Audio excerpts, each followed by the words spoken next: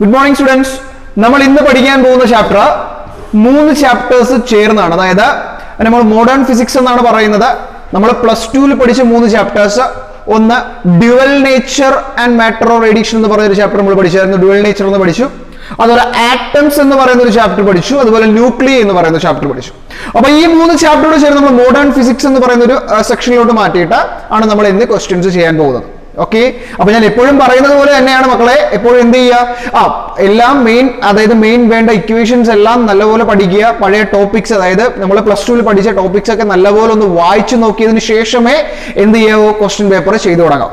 Okay അല്ലേ? അപ്പോൾ നമുക്ക് ആ ഡ്യുവൽ നേച്ചർ നമ്മൾ പഠിച്ചതാണ്. കാരണം +2 ഇപ്പോൾ പഠിച്ചു നടത്തിയതേ ഉള്ളൂ. അതുകൊണ്ട് നമ്മൾ കുറച്ചുകൂടെ ഒക്കെ ഓർമ്മ കാണും. അപ്പൊ നമുക്ക് അതൊന്ന് റിവൈസ് ചെയ്ത് നോക്കാം അല്ലെ. ഡ്യുവൽ നേച്ചർ അല്ലെ.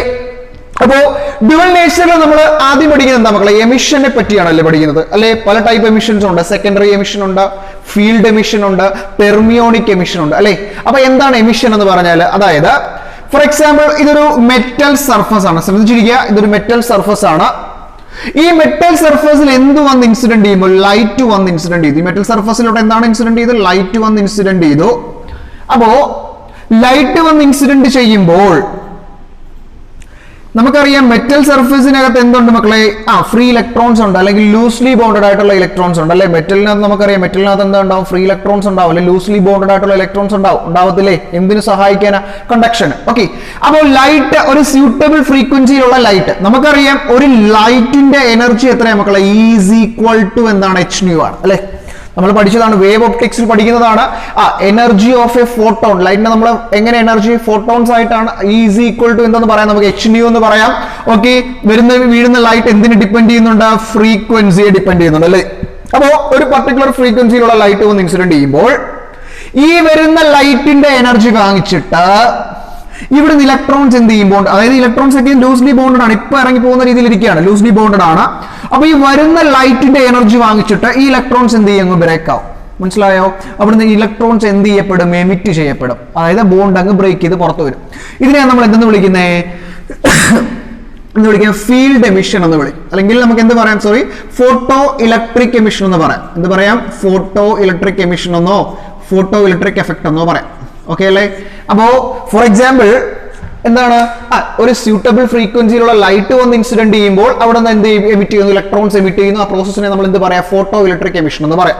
ഓക്കെ, ഇനി ലൈറ്റ് വന്ന് വീണാൽ തന്നെ ഇലക്ട്രോൺസ് എമിറ്റ് ചെയ്യണമെന്നുണ്ടോ? അല്ലല്ലോ. ഇപ്പൊ ഒരു കണ്ടക്ടറിനകത്തോട് നമ്മൾ ടെമ്പറേച്ചർ കൊടുക്കുകയാണ്. ഒരു കണ്ടക്ടറിൽ നമ്മൾ ടെമ്പറേച്ചർ കൊടുക്കുമ്പോൾ ആ തെർമൽ എനർജി വാങ്ങിച്ചിട്ട് അവിടുന്ന് എന്ത് ചെയ്യും? ഇലക്ട്രോൺസ് ബോണ്ട് ബ്രേക്ക് ചെയ്ത് അവിടുന്ന് പുറത്തു വരും. മനസ്സിലായോ? ആ എമിഷനെ നമ്മൾ ഒരു പേര് പറയും തെർമിയോണിക് എമിഷൻ എന്ന് പറയും. കണ്ടോ, അടുത്ത സാധനം എന്താണ്? Thermionic emission. ഓക്കെ അല്ലേ? ക്ലിയർ ആവുന്നല്ലോ. ഇനി അപ്പൊ തെർമിയോണിക് എമിഷൻ എന്ന് പറയുമ്പോൾ ഒരു കണ്ടക്ടറിൽ നമ്മൾ എന്ത് കൊടുത്തു? ടെമ്പറേച്ചർ റൈസ് ചെയ്ത് കൊടുത്തു. അപ്പൊ എന്ത് എനർജി കൊടുത്തു? തെർമൽ എനർജി കൊടുത്തു. അപ്പൊ ഈ തെർമൽ എനർജി വാങ്ങിച്ചിട്ട് ഇലക്ട്രോൺസ് എന്ത് ചെയ്യും? സർഫസിൽ നിന്ന് ബോണ്ട് ബ്രേക്ക് ചെയ്തിട്ട് പുറത്തു വരും. മനസ്സിലായോ? പുറത്തു വരുമ്പോൾ ആ എമിഷനെ നമ്മൾ എന്ത് വിളിക്കുന്നത്? തെർമിയോണിക് എമിഷൻ എന്ന് വിളിക്കുന്നത്. ഓക്കെ അല്ലേ?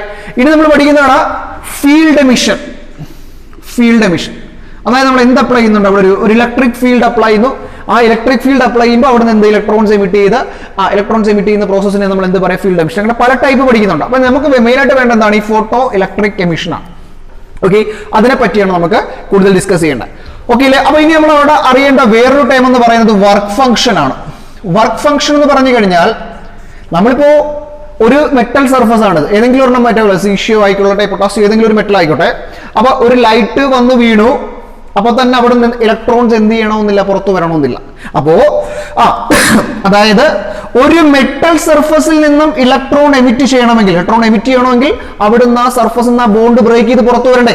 അപ്പോ ഒരു മെറ്റൽ സർഫസിൽ നിന്ന് ഇലക്ട്രോൺസ് എമിറ്റ് ചെയ്യണമെങ്കിൽ അവിടെ എന്ത് വേണം? ഒരു മിനിമം എമൗണ്ട് ഓഫ് എനർജി വേണം. മനസ്സിലായോ? ആ മെറ്റലിന്റെ അവിടെ എന്ത് വേണം? ഒരു മിനിമം എമൗണ്ട് ഓഫ് എനർജി വേണം. അങ്ങനെ ഒരു മെറ്റൽ സർഫസിൽ നിന്നും ഇലക്ട്രോൺസ് എമിറ്റ് ചെയ്യാൻ വേണ്ട മിനിമം എമൗണ്ട് ഓഫ് എനർജിയെ നമ്മൾ എന്ത് വിളിക്കുന്നു? വർക്ക് ഫംഗ്ഷൻ എന്ന് വിളിക്കുന്നു. It is denoted by 50. നമ്മൾ എന്തുകൊണ്ടാണ് ഡിനോട്ട് ചെയ്യുന്നത്? 50.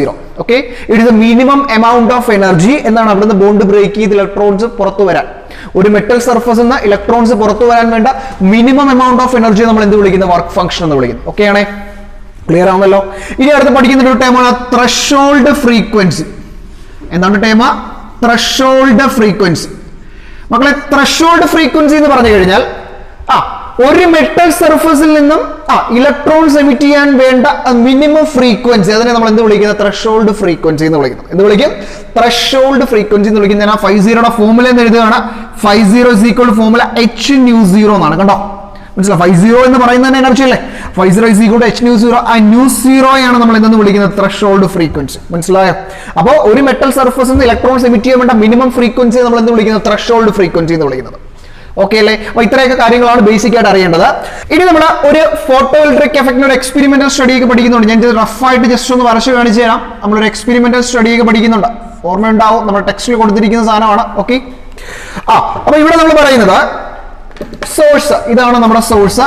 സോഴ്സിൽ നിന്ന് എന്ത് വന്ന് വീഴുവാണ്? ലൈറ്റ് വന്ന് ഇൻസിഡന്റ് ചെയ്യാണ്. ഇതാണ് ഒരു മെറ്റൽ സർഫസ് ആണ്. നോക്കുക, ഓക്കെ, ഇതൊരു മെറ്റൽ സർഫസ് ആണ്. ക്ലിയർ ആണല്ലോ? കണ്ടോ? ഓക്കെ, അപ്പൊ സോഴ്സിൽ നിന്ന് ലൈറ്റ് വന്ന് എവിടെ ഇൻസിഡന്റ് ചെയ്യുന്നു? ഈ മെറ്റൽ സർഫസിൽ വന്ന് ഇൻസിഡന്റ് ചെയ്യുമ്പോൾ നമുക്കറിയാം, മെറ്റൽ സർഫസിൽ ഇൻസിഡന്റ് ചെയ്യുമ്പോൾ ആ വരുന്ന ലൈറ്റ് സോഴ്സിന് ഒരു എനർജി ഉണ്ട് ആണല്ലോ. ആ എനർജി ഈസ് ഈക്വൽ ടു നമുക്ക് എന്താണെന്നറിയാം? hν എന്നറിയാം ആണല്ലോ. അപ്പൊ ആ എനർജി വാങ്ങിച്ചിട്ട് ഇവിടെ ഇലക്ട്രോൺസ് എന്ത് ചെയ്യപ്പെടും? എമിറ്റ് ചെയ്യപ്പെടും. പറഞ്ഞ മനസ്സിലായോ? ആ ഇലക്ട്രോൺസ് എമിറ്റ് ചെയ്തിട്ട് ഇലക്ട്രോൺസ് എമിറ്റ് ചെയ്യുമല്ലോ. അപ്പൊ ഇലക്ട്രോൺസ് ആണ്. അപ്പൊ ഇവിടെ എന്ത് ചെയ്യും? ഇവിടെ ഒരു ആനോഡ് മെറ്റൽ വെക്കും. ഓക്കെ, എന്നിട്ട് ഇലക്ട്രോൺസ് എല്ലാം എങ്ങോട്ട് മൂവ് ചെയ്യും? ഇവിടെ ഇങ്ങോട്ട് ഈ മെറ്റലിലോട്ട് മൂവ് ചെയ്യും. മനസ്സിലായോ? ഇതാണ് എക്സ്പെരിമെന്റൽ സ്റ്റഡി എന്ന് പറയുന്നത്, ഫോട്ടോ ഇലക്ട്രിക് എഫക്റ്റിന്റെ എക്സ്പെരിമെന്റൽ സ്റ്റഡി എന്ന് പറയുന്നത്. അപ്പൊ ഈ മൂവ്മെന്റ് ഓഫ് ഇലക്ട്രോൺസ് ഉണ്ടാകുന്നുണ്ടല്ലോ, ഇവിടെ ഉണ്ടാകുന്നതാണ്. ഇലക്ട്രോൺസ് ആണ്, ഇത് പോസിറ്റീവ് പ്ലേറ്റ് ആണ്. അപ്പൊ ഇലക്ട്രോൺസ് എങ്ങോട്ട് മൂവ് ചെയ്യും? പോസിറ്റീവ് പ്ലേറ്റിലോട്ട് മൂവ് ചെയ്യും. ഇലക്ട്രോണിന് ഒരു മൂവ്മെന്റ് ഇല്ലേ? സോ ഇവിടുത്തെ കറണ്ടിന് നമുക്ക് എന്ത് പറയാം? Photo electric current.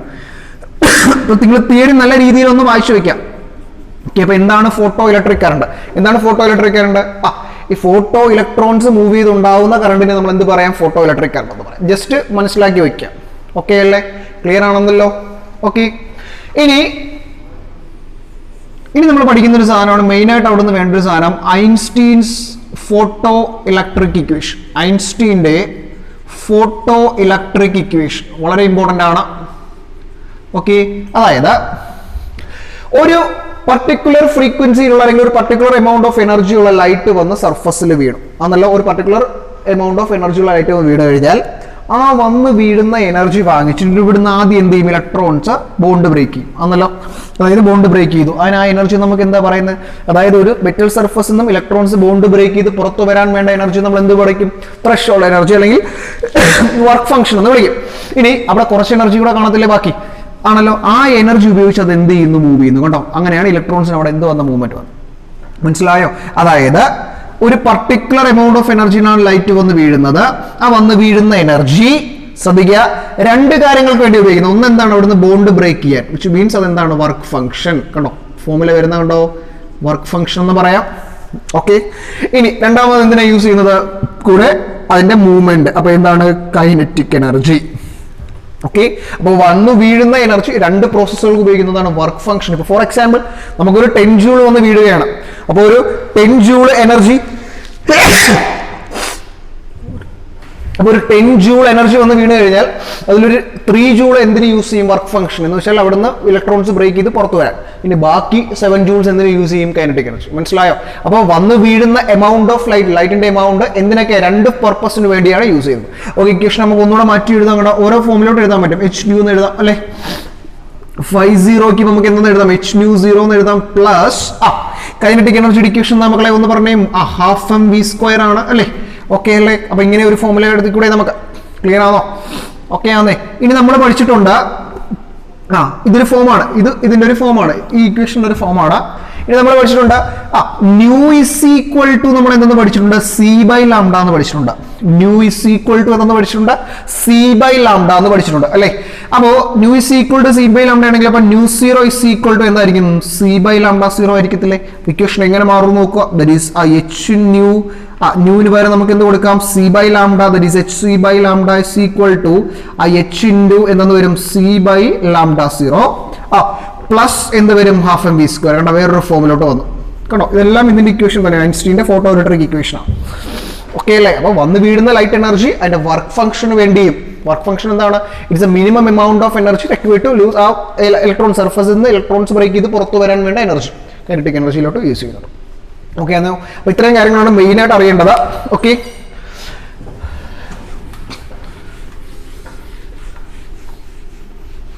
ഓക്കെ, അപ്പോ ഇനി നമ്മൾ അറിയേണ്ട ഒരു കാര്യം എന്ന് പറഞ്ഞാൽ വേവ് ലെങ്ത്തിന്റെ ഒരു ഇക്വേഷൻ നമ്മൾ പഠിക്കുന്നുണ്ട്. ലാംഡ ഇസ് ഈക്വൽ ടു ഒരു ഇക്വേഷൻ, വേവ് ലെങ്ത്തും ലീനിയർ മൊമെന്റും തമ്മിലുള്ള ഒരു ഇക്വേഷൻ പഠിക്കുന്നുണ്ട്. എന്താണ്? Lambda is equal to h by P. Okay, ആ ഇക്വേഷൻ വളരെ ഇമ്പോർട്ടന്റ് ആണ്, ജസ്റ്റ് ഒന്ന് നോട്ട് ചെയ്ത് വെക്കുക. Okay, lambda is equal to h by P ഒരു വേണ്ട ഇക്വേഷൻ ആണ്. അതിന്റെ പ്രൂഫ് ഒന്നും നമുക്ക് പഠിക്കാനുണ്ട്, റെഗുലർലി പഠിക്കാനുണ്ട്. പക്ഷെ ഇവിടെ ഒന്ന് ജസ്റ്റ് നോക്കി വെക്കുക. ഓക്കെ, ഇനി ഞാൻ വേറൊരു ഇക്വേഷനിലോട്ട് പോവാം. ഇതിന് തന്നെ വേറൊരു ഇക്വേഷനിലോട്ട് പോവാണ്. നമുക്കറിയാം P is equal to എന്താണ് മക്കളെ? mv ആണ്. P is equal to mv നമ്മൾ പഠിച്ചിട്ടില്ലേ? മൊമെന്റം എന്ന് പറഞ്ഞു കഴിഞ്ഞാൽ എന്താണ്? മാസ് ഇൻറ്റു വെലോസിറ്റി ആണ്. ഓക്കെ, അടുത്ത സ്റ്റെപ്പിൽ ഞാൻ രണ്ട് സൈഡും ഒന്ന് സ്ക്വയർ ചെയ്യാണ്. അപ്പൊ എന്ത് വരും മക്കളെ? പറഞ്ഞു ഇവിടെ എന്ത് വരും? That is P square is equal to എന്തെന്ന് വരും? എം സ്ക്വയർ വി സ്ക്വയർ എന്ന് വരും. രണ്ട് സൈഡും ഒന്ന് സ്ക്വയർ ചെയ്യാണ്. ഇക്വേഷന്റെ വേറൊരു ഫോമിലോട്ട് നമ്മൾ പോവാണ്. ഓക്കെ, ഇനി അവിടുന്ന് ഞാൻ ഇക്വേഷന്റെ റൈറ്റ് ഹാൻഡ് സൈഡിൽ ഒരു 2 കൊണ്ട് മൾട്ടിപ്ലൈ ചെയ്തു. കുഴപ്പമുണ്ടല്ലോ. അപ്പോൾ ഒരു 2 കൊണ്ട് ഡിവൈഡ് ചെയ്തു. ഇപ്പൊ ബാലൻസ് ആയില്ലേ? എന്തൊക്കെയാ ചെയ്തേ? ആദ്യം P C equal to M V ഞാൻ എന്ത് ചെയ്തു? രണ്ട് സൈഡും സ്ക്വയർ ചെയ്തു. അപ്പൊ എന്ത് കിട്ടി? P square is equal to M square V square എന്ന് കിട്ടി. അവിടെ നിന്ന് P square is equal to ഞാൻ റൈറ്റ് ഹാൻഡ് സൈഡിൽ ഒരു 2 കൊണ്ട് മൾട്ടിപ്ലൈ ചെയ്തു, അതുപോലെ 2 കൊണ്ട് ഡിവൈഡ്. ഒരു പ്രശ്നമില്ലല്ലോ. ഓക്കെ, ഇനി നോക്കുക. അപ്പൊ ഇത് രണ്ടുകൂടെ ബാലൻസ് ചെയ്യുമ്പോൾ ഇക്വേഷൻ ബാലൻസ്ഡ് ആണല്ലോ. ഓക്കെ, അടുത്ത സ്റ്റെപ്പില് P square is equal to ഞാൻ 2 താത്തി ഇറക്കി. നോക്കുക, ഇവിടുന്ന് എം സ്ക്വയർ എന്നൊരു എം കൂടി പുറത്തോട്ട് എടുത്തു. ഓക്കെ അല്ലേ? അപ്പൊ ബാലൻസ് എന്ത് വരും നോക്കുക. ഒരു 1/2 ഇല്ലേ അവിടെ? ഇനി എം സ്ക്വയറിൽ നിന്ന് ഒരു എം എടുത്തു കഴിഞ്ഞാൽ ഒരു എം അവിടെ ഇല്ലേ? ഇനി ഇൻറ്റു എന്തായിരിക്കും? ഒരു വി സ്ക്വയർ ഉണ്ടാവുമല്ലോ, ആണോ? ഇനി എന്താണ് മക്കളെ? ഇനി തിരിച്ച് മൾട്ടിപ്ലൈ ചെയ്ത് നോക്കുക. 2 ഉണ്ട്, ഈ 2 കൂടെ ഉണ്ട്. M into M square. അടുത്തത് നോക്കുക, വി സ്ക്വയർ ഉണ്ട്, ദെൻ ബൈ ഒരു 2 ഉണ്ട്. ഓക്കെ ആണേ? അപ്പൊ എന്ത് വരും അടുത്ത equation? That is P square is equal to 2m into ഇതെന്താണ് മക്കളെ? ഹാഫ് എം വി സ്ക്വയർ എന്ന് പറഞ്ഞാൽ കൈനറ്റിക് എനർജി അല്ലേ? ദാറ്റ് ഈസ് 2m ഇൻറ്റു എന്നു വരും k എന്ന് വരും. ഓക്കെ, അവിടെ നമുക്ക് കൈനറ്റിക് എനർജി ഈക്വൽ ടു എന്നു വരും പി സ്ക്വയർ ബൈ 2. കണ്ടോ, കൈനറ്റിക് എനർജിക്ക് ഒരു ഇക്വേഷൻ കിട്ടിയുണ്ടോ? മൊമെന്റുമായിട്ട് റിലേഷൻ കിട്ടിയുണ്ടോ? കൈനറ്റിക് എനർജി ഈക്വൽ ടു എന്ന് വരും പി സ്ക്വയർ ബൈ 2m എന്ന് വരും. ഓക്കെ ആണേ? മനസ്സിലായി കാണുമെന്ന് വിശ്വസിക്കുന്നു. അപ്പൊ നമ്മുടെ ഈ ഇക്വേഷൻ കണ്ടോ, lambda is equal to h by P അല്ലേ ഇക്വേഷൻ?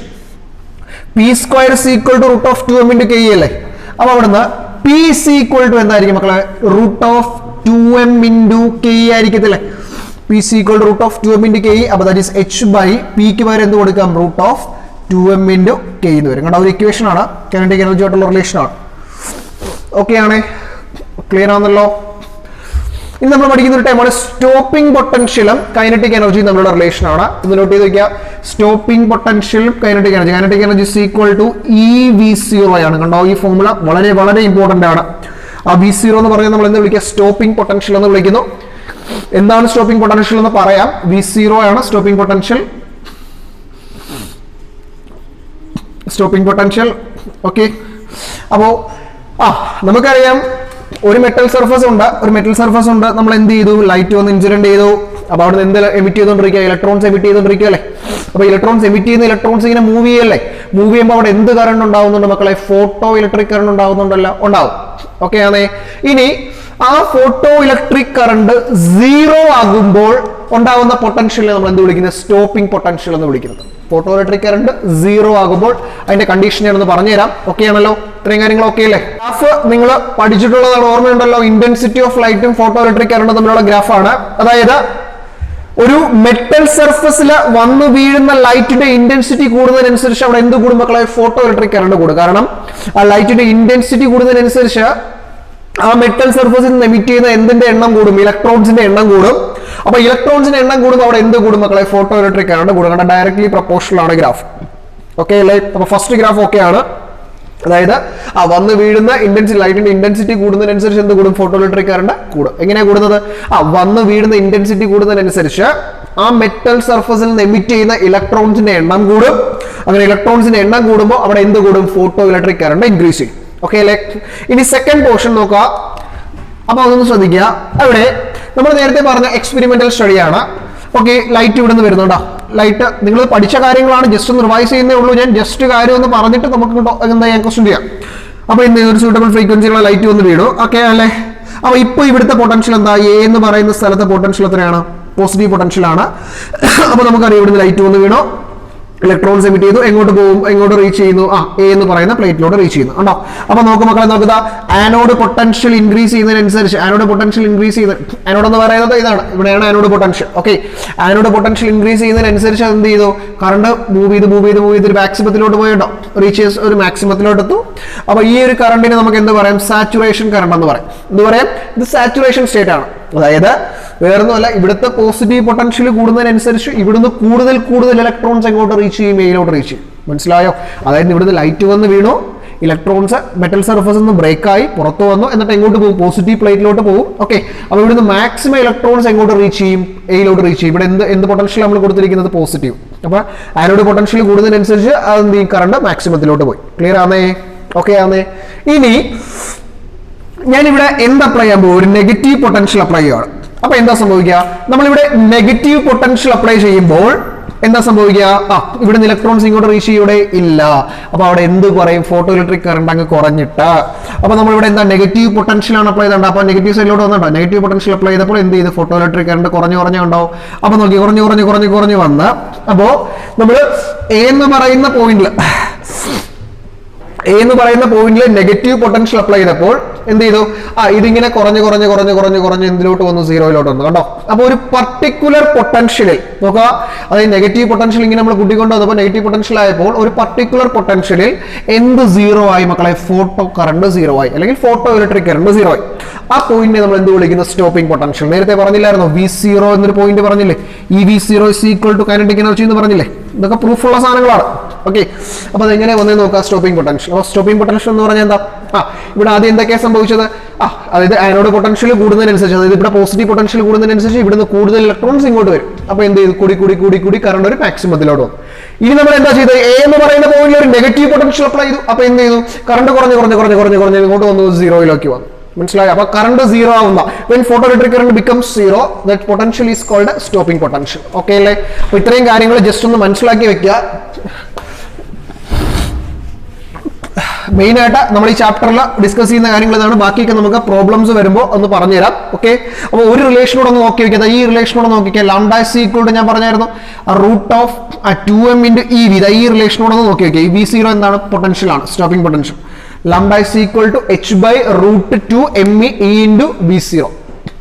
ഓക്കെ അല്ലേ? ക്ലിയർ ആണല്ലോ? ഓക്കെ, അപ്പോൾ മെയിൻ ആയിട്ട് നമ്മൾ എവിടെ ഡ്യുവൽ നേച്ചർ പഠിക്കുന്ന അത്രയും കാര്യങ്ങളാണ്. ഓക്കെ, ഇനി നമുക്ക് ആറ്റത്തിലെ കുറച്ച് കാര്യങ്ങളൊന്ന് ഡിസ്കസ് ചെയ്യാൻ. ഒരുപാട് ഫോർമുലാസ് പഠിക്കുന്നതുകൊണ്ട് ചെറിയൊരു ചാപ്റ്റർ ആണ് ആറ്റം എന്ന് പറയുന്നത്. അല്ലെ, നമ്മൾ അവിടെ ആദ്യം പഠിക്കുന്നത് എന്താണ്, റുദർഫോർഡിന്റെ ആൽഫ റേ സ്കാറ്ററിംഗ് എക്സ്പെരിമെന്റ് ആണ്. ഓർമ്മയുണ്ടല്ലോ? എന്താണ് Rutherford alpha ray scattering? Just ഞാൻ പറയുന്നേ ഉള്ളൂ. Rutherford alpha ray scattering experiment പറയുന്നത് എന്താണ്, അതായത് ഒരു മെറ്റൽ, ഒരു റേഡിയോ ആക്റ്റീവ് മെറ്റീരിയൽ ഉണ്ട്. അവിടെ നിന്ന് എന്ത് എമിറ്റ് ചെയ്യുന്നുണ്ട്, ആൽഫ പാർട്ടിക്കിൾസ് എമിറ്റ് ചെയ്യുന്നുണ്ട്. ആൽഫ പാർട്ടിക്കിൾസ് എമിറ്റ് ചെയ്യുന്നുണ്ട് എന്നല്ലോ. എന്ത് ചെയ്യും, എങ്ങോട്ട് റീച്ച് ചെയ്യുന്നുണ്ട്, ഇവിടെ ഒരു ഗോൾഡ് ഫോയിൽ ഉണ്ട്. പഠിച്ചതല്ലേ, ഗോൾഡ് ഫോയിൽ ഉണ്ട്. ജസ്റ്റ് ഞാൻ ഒന്ന് വരയ്ക്കുകയാണ്. ഓക്കെ, ഒരു ഗോൾഡ് ഫോയിൽ ഉണ്ട്. ഓക്കെ, അപ്പോ ഇവിടുന്ന് ആൽഫ പാർട്ടിക്കിൾസ് എന്ത് ചെയ്യും, മോസ്റ്റ് ഓഫ് ദ പാർട്ടിക്കിൾസ് എന്ത് ചെയ്യും, വന്നു, ഒരു ഡീവിയേഷനും ഇല്ലാതെ പാസ് ചെയ്യും. അല്ലേ, മോസ്റ്റ് ഓഫ് ദ പാർട്ടിക്കിൾസ് വരും, ഒരു ഡീവിയേഷനും ഇല്ലാതെ പാസ് ചെയ്യും. അല്ലെ, ഇനി അതിൽ കുറച്ച് പാർട്ടിക്കിൾസ് എന്ത് ചെയ്യും, അങ്ങും ഇങ്ങൊക്കെ തട്ടി പല ഡയറക്ഷൻസിലോട്ട് പോകും. നമ്മൾ പഠിക്കുന്ന കാര്യമല്ലേ? ഓക്കെ, പഠിക്കുന്ന കാര്യമല്ലേ? ഓക്കെ, അതിൽ വളരെ കുറച്ച് പാർട്ടിക്കിൾസ് മാത്രം എന്ത് ചെയ്യും, വന്നിട്ട് ബൗൺസ് ബാക്ക് ചെയ്ത് തിരിച്ചു പോകും. മനസ്സിലായോ? അപ്പോൾ നിങ്ങൾ ഇന്ന് തന്നെ ആ നോട്ട്സ് എടുത്തൊന്ന് വായിച്ചു നോക്കുക. റുദർഫോർഡ് ആൽഫ റേ സ്കാറ്ററിംഗ് എക്സ്പെരിമെന്റിൽ എന്താണ്, എന്തുണ്ടായിരിക്കും, ഒരു റേഡിയോ ആക്റ്റീവ് മെറ്റീരിയൽ ഉണ്ടായിരിക്കും. അവിടെ നിന്ന് ആൽഫ പാർട്ടിക്കിൾസ് എമിറ്റ് ചെയ്യും. ഓക്കെ, ഒരു ഗോൾഡ് ഫോയിൽ ഉണ്ട്, ഒരു മെറ്റൽ ടാർഗറ്റ് ഉണ്ട്. അപ്പോൾ എന്ത് ചെയ്യും, ഇവിടുന്ന് ആൽഫ പാർട്ടിക്കിൾസ് എമിറ്റ് ചെയ്തിട്ട് most of the alpha particles എന്ത് ചെയ്യും, ഒരു മൂവ്മെന്റും ഇല്ലാതെ പാസ് ചെയ്തു പോകും. അല്ലെ, ഒരു ഡിഫ്ലക്ഷൻസും ഇല്ലാതെ പാസ് ചെയ്തു പോകും. പിന്നെന്താണ്, അതിൽ വളരെ കുറച്ച് ആൽഫ പാർട്ടിക്കിൾസ് എന്ത് ചെയ്യും, വന്ന് തട്ടി അങ്ങും ഇങ്ങൊക്കെ തട്ടി പോകും. അല്ലെ, അതിലും വളരെ കുറച്ച് ആൽഫ പാർട്ടിക്കിൾസ് എന്ത് ചെയ്യും, ബൗൺസ് ബാക്ക് ചെയ്യും. എന്ന് പറഞ്ഞ മീനിങ് എന്താണ്, അപ്പൊ അവിടെ എന്തുണ്ട്, ആറ്റത്തിന്റെ സ്ട്രക്ചറിനെ പറ്റിയാണ് റുദർഫോർഡ് പറയുന്നത്. അപ്പോൾ റുദർഫോർഡ് ആറ്റം മോഡലിൽ പറയുന്നത് എന്താണ്, ആറ്റത്തിന് ഒരു ന്യൂക്ലിയസ് ഉണ്ടാവും, സെൻട്രൽ ന്യൂക്ലിയസ് ഉണ്ടാവും. ന്യൂക്ലിയസ് എന്ന് പറയുന്ന ഒരു മെറ്റീരിയൽ ഉണ്ടാവും. അതൊന്ന് വളരെ കുറച്ച് പാർട്ട് മാത്രമേ അത് കവർ ചെയ്യുന്നുള്ളൂ. മനസ്സിലായോ? അതുകൊണ്ടാണ് നമ്മൾ എന്ത് ചെയ്ത പോലെ ഒരു ഗോൾഡ് ഫോയിൽ വെച്ചപ്പോൾ എന്ത് ചെയ്തു, most of the alpha particles എന്ത് ചെയ്യും, തട്ടാതങ്ങ് പോയില്ലേ. എന്തുകൊണ്ട് അങ്ങനെ പോയത്, അവിടെ നിന്ന് ഒരുപാട് പാർട്ടൊന്നും എന്ത് കവർ ചെയ്യുന്നില്ല, ന്യൂക്ലിയസ് കവർ ചെയ്യുന്നു. ഇനി വളരെ കുറച്ച് ആൽഫ പാർട്ടിക്കിൾസ്, അപ്പൊ അങ്ങ് ഇങ്ങൊക്കെ തട്ടി എന്ത് ചെയ്തു, പോയി. ഇനി അതിലും വളരെ കുറച്ച് ആൽഫ പാർട്ടിക്കിൾസ് എന്ത് ചെയ്തു എന്ന് പറഞ്ഞു, ബൗൺസ് ബാക്ക് ചെയ്തു എന്ന് പറഞ്ഞു. അപ്പോൾ മീൻസ് എന്താണ്, അവിടെ ഒരു പ്രസൻസ്, എന്തിൻ്റെ ഒരു പ്രസൻസ്, അതിനെ നമ്മൾ എന്തെന്ന് വിളിക്കുന്നു, ന്യൂക്ലിയസ് എന്ന് വിളിക്കുന്നു. ഓക്കെ അല്ലേ? അപ്പോൾ ഈ ന്യൂക്ലിയസിന് ചുറ്റും റദർഫോർഡ് പറഞ്ഞതാണ്, ന്യൂക്ലിയസിന് ചുറ്റും എന്ത് കറങ്ങുന്നുണ്ട്, ആ ഇലക്ട്രോൺസ് റിവോൾവ് ചെയ്യുന്നുണ്ട് ആണല്ലോ.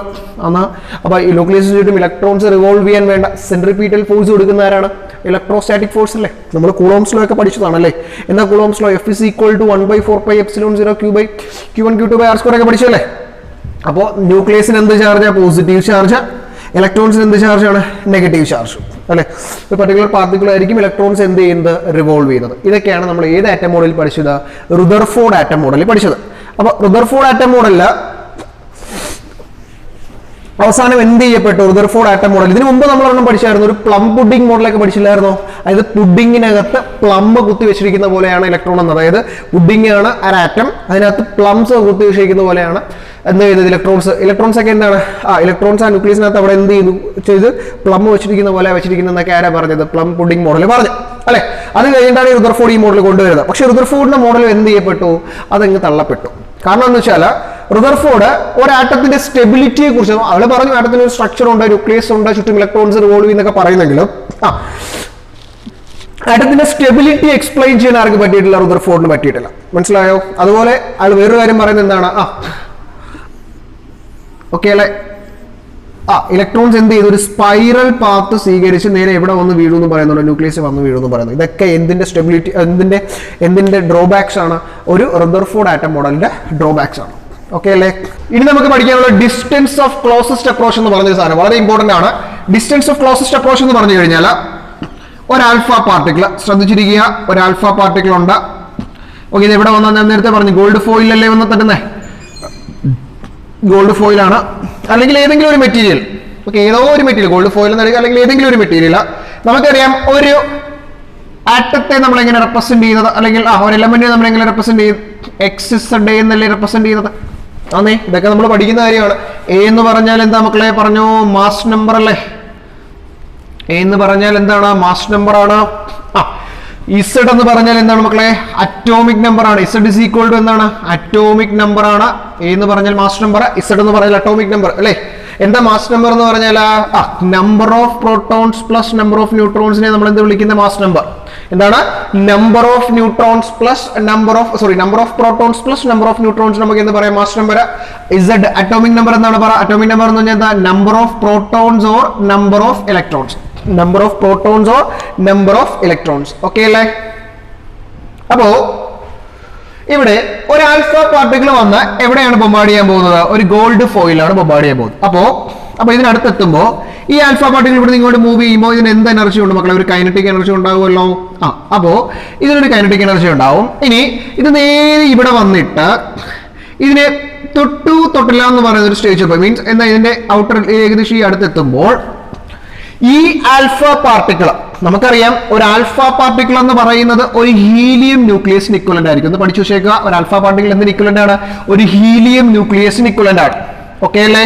അപ്പോ ഈ ആൽഫ പാർട്ടിക്കിൾ ഗോൾഡ് ഫോയിൽ എടുത്തെത്തുമ്പോൾ ഇതിന്റെ കയ്യിലുള്ള കൈനറ്റിക് എനർജി മൊത്തവും ആർക്ക് ട്രാൻസ്ഫർ ചെയ്ത് കൊടുക്കും, ഈ ഗോൾഡ് ഫോയിലിന്റെ ഇലക്ട്രോസ്റ്റാറ്റിക് പൊട്ടൻഷ്യൽ എനർജിയിലോട്ട് കൺവേർട്ട് ചെയ്ത്, അതായത് ഈ വരുന്ന കൈനറ്റിക് എനർജി മൊത്തത്തിൽ എങ്ങോട്ട് കൺവേർട്ട് ചെയ്ത് കൊടുക്കും, അതിന്റെ ഇലക്ട്രോസ്റ്റാറ്റിക് പൊട്ടൻഷ്യൽ എനർജിയിലോട്ട് കൺവേർട്ട് ചെയ്ത് കൊടുക്കും. പറഞ്ഞ മനസ്സിലായോ? എന്നിട്ട് എന്ത് ചെയ്യും, ആ പാർട്ടിക്കിൾ അതിന്റെ പാത്ത് റീട്രേസ് ചെയ്യും. മനസ്സിലായത് എന്താ ചെയ്യുന്നത്, ഇതിനെ ഏകദേശം അടുത്തെത്തുമ്പോൾ ആ ഡിസ്റ്റൻസിനെ നമുക്ക് R0 എന്ന് എടുക്കാം. ഓക്കെ, അപ്പൊ ന്യൂക്ലിയസിന്റെ അടുത്ത് എത്തുന്ന സമയത്ത്, എത്തുന്നതിന് കുറച്ച് മുമ്പായിട്ട് ആ ഡിസ്റ്റൻസ് നമുക്ക് എന്താ, ന്യൂക്ലിയസിന്റെ സെന്ററിൽ നിന്ന് അവിടെ വരെയുള്ള ഡിസ്റ്റൻസ് നമുക്ക് R0 എന്ന് എടുക്കാം. നമ്മൾ എന്താ എടുക്കുന്നത്, R0. ഈ R0യാണ് നമ്മൾ എന്ന് വിളിക്കുന്നത് ഡിസ്റ്റൻസ് ഓഫ് ക്ലോസസ്റ്റ് അപ്രോച്ച് എന്ന് പറയുന്നത്. എന്ന് പറഞ്ഞാൽ ഈ ആൽഫ പാർട്ടിക്കിൾ മൂവ് ചെയ്ത് ഇങ്ങോട്ട് വരികയാണ്. നമുക്കറിയാം മൂവ്മെന്റിൽ എന്ത് എനർജി ഉണ്ട്, കൈനറ്റിക് എനർജി ഉണ്ട്. അപ്പൊ മൂവ് ചെയ്ത് ഏകദേശം അടുത്തെത്തുന്ന സമയത്ത് ഇതിന്റെ കയ്യിലുള്ള കൈനറ്റിക് എനർജി മൊത്തം എങ്ങോട്ട് ട്രാൻസ്ഫർ ചെയ്ത് കൊടുക്കും, ഗോൾഡ് ഫോയിലേക്ക് ട്രാൻസ്ഫർ ചെയ്ത് കൊടുക്കും. പറഞ്ഞ മനസ്സിലായോ? അപ്പൊ എന്ത് ചെയ്യും, ഇപ്പൊ നമുക്കറിയാം ഗോൾഡ് ഫോയിലിന്റെ എന്തിലോട്ട് ട്രാൻസ്ഫർ ചെയ്യുന്നത്, ഇലക്ട്രോസ്റ്റാറ്റിക് പൊട്ടൻഷ്യൽ എനർജിയിലോട്ട് ട്രാൻസ്ഫർ ചെയ്ത് കൊടുക്കും. ഓക്കെ അല്ലേ? ഇനി ഗോൾഡ് ഫോയിൽ തന്നെ വേണമെന്നില്ല, ഏതെങ്കിലും ഒരു ഫോയിൽ അങ്ങനെയാണെങ്കിൽ നമുക്കറിയാം ഇതിന്റെ അറ്റോമിക് നമ്പർ എത്രയാണ്, 2 അല്ലേ?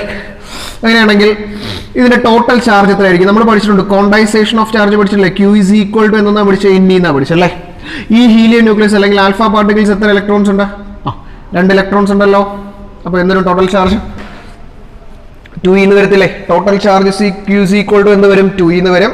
ഓക്കെ, ഇനി ഈ ഫോയിലിന്റെ ചാർജ് നമുക്ക് അറിയോ? ഇല്ല, ഫോയിൽ എന്ന് പറയുമ്പോൾ ഏതോ ഇപ്പൊ ഗോൾഡ് ഫോയിൽ യൂസ് ചെയ്യാം, ഗോൾഡ് യൂസ് ചെയ്യാം. ഗോൾഡ് ആണെങ്കിൽ അവിടുത്തെ അറ്റോമിക് നമ്പർ വരുന്നത് 79 ആണ്. ഗോൾഡ് ആണെങ്കിൽ ഇപ്പൊ ഗോൾഡ് അല്ല ഏതെങ്കിലും ഒരു മെറ്റലാണ് യൂസ് ചെയ്യുന്നതെങ്കിൽ നമുക്കറിയാം നമ്മുടെ ഫോർമുല എന്താ, Q is equal to എന്താണ് Ne ആണ്. ഇനി N നമുക്കറിയോ, N എന്ന് പറഞ്ഞാൽ എന്താ നമ്പർ ഓഫ് ഇലക്ട്രോൺസ് അല്ലേ മക്കളെ? നോക്ക്, നമ്പർ ഓഫ് ഇലക്ട്രോൺസ് എന്ന് പറഞ്ഞാൽ നമ്മൾ എന്താ പറഞ്ഞിരിക്കുന്നത്, Z അല്ലേ പറഞ്ഞിരിക്കുന്നത്, നമ്പർ ഓഫ് ഇലക്ട്രോൺസ് അല്ലെങ്കിൽ പ്രോട്ടോൺസ്. അപ്പൊ നമുക്ക് എന്ത് പറയാം നോക്കുക, Z into E എന്ന് പറയാം. ഇപ്പൊ ഒരു Q എന്താണ്, ഒരു Q2, ഇതെന്താണ്, നമുക്കിത് Q1 എന്ന് കൊടുക്കാം. ഓക്കെ അല്ലേ?